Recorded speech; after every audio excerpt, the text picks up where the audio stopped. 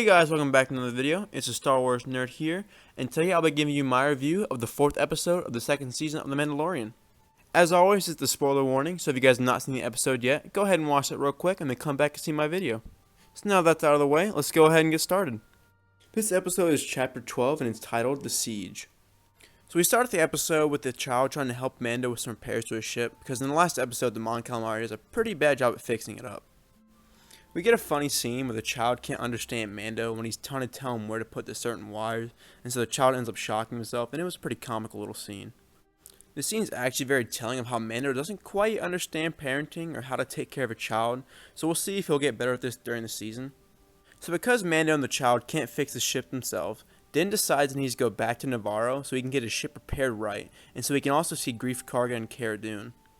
Right after this, we see Cara Dune take out a group of Aqualish who are looting and stealing items from what is the old Mandalorian hideout in Navarro. Aqualish are actually the same species as Ponda Baba in A New Hope, who is the one who gets his arm cut off by Obi-Wan. During this scene, we also find out that Cara Dune is now the new Marshal of Navarro. After Cara Dune finishes taking out the band of Aqualish, we see the beaten up Razor Crest land on Navarro, and Cara Dune and Greef Karga meet up with Mando. Here we find that Cara Dune and Greef Karga have been cleaning up the planet, as we see the very busy marketplace and a new school for all the children.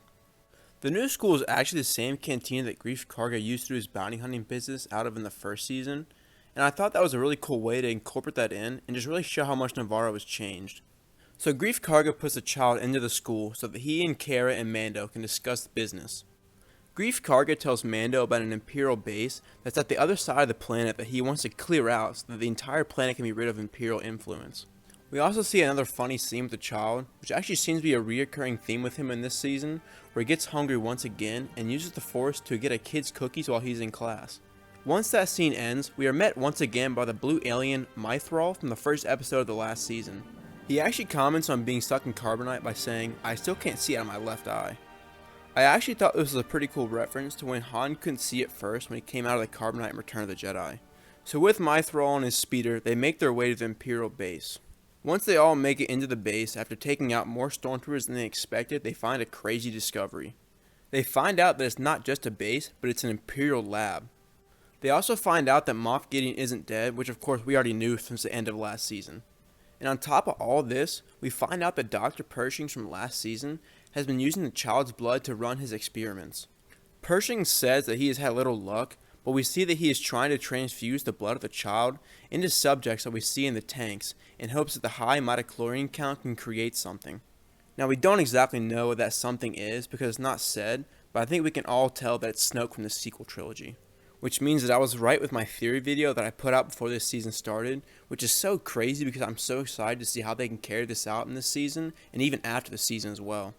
After this, Mando rushes back to the child to make sure that he is safe, now that they all know that Moff Gideon is not dead, and so Greef, Cara, and Mythrol are now left on their own to escape. They get into a Trexler Marauder and take off, followed by speeder bikes and TIE fighters. When it seems like they're going to be shot down by the TIE fighters, Mando shows back up in his freshly repaired Razor Crest and destroys the TIEs. After all of that, Mando and the child make their way back on their quest to find Ahsoka, but we find out that one of the mechanics from Navarro put a tracking device in the Razor Crest, so now Moff Gideon can track them everywhere they go. One cool thing from this scene that I noticed was that when the mechanic told the Imperial officer that the device was planted, the officer replied with, "You will be rewarded in the new era." Now, since the show takes place after Return of the Jedi but before the sequel trilogy, and we just saw what is most likely Snoke, I have a feeling that we will see the First Order form in this show. We also see Moff Gideon with some big soldiers which look like they are shut down for the moment, so that brings up the question of, are they droids? Or are they elite troopers that need the child's Force-sensitive blood to become alive?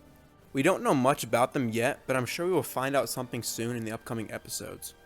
Also, let me know in the comment section down below if you want me to make a video where I go over all the possible things these troopers could be. So if you want to see that video, then let me know and I'll have it out before the next episode comes out.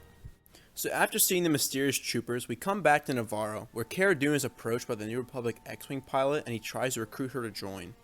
She declines his offer, but we see that she still may have interest in joining with a look on her face. Overall, this is just another episode that did not fail to impress me. Every week I think they can't do better than the last, but they always do. I was so surprised when I saw the Snokes being worked on in the lab, because I honestly had my doubts about that theory, but now I'm just super excited to see how they decide to play that out.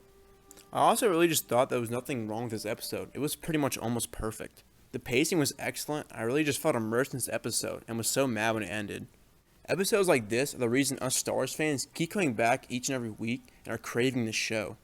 I think we'll also probably see Ahsoka in the next episode, which is really exciting because I just cannot wait to see her.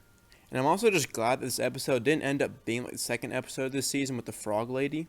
Now, I'm not saying that that episode was bad, but it was just a huge change of pace, and I feel like this is the right way to go off the main plot line, but also not by slowing down the main story too much.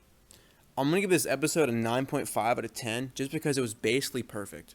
If you guys like this video, please hit that thumbs up button. Also, let me know what you guys thought about this episode in the comment section down below, because I love hearing what you guys have to say. And if you guys haven't already, hit that subscribe button. Thank you so much for watching, and I hope you have a great day.